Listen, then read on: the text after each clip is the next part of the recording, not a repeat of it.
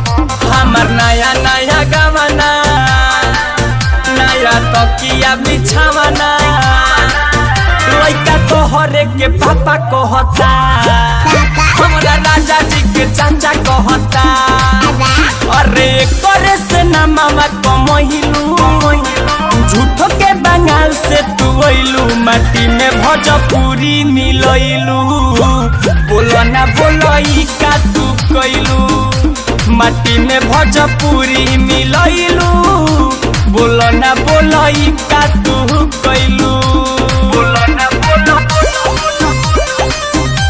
बोलो ना बोलई का तू कइलू।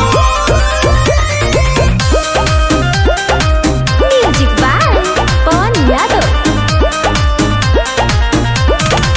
200 के तो कहीं से झड़लू जबार वही घड़ी भइलू super star.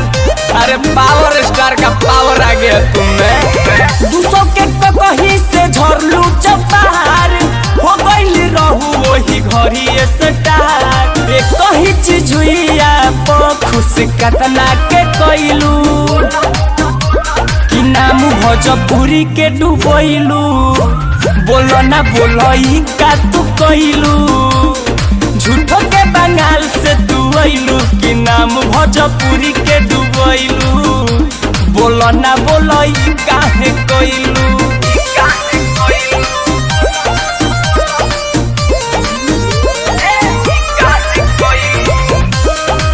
Music by Pawan Yadav.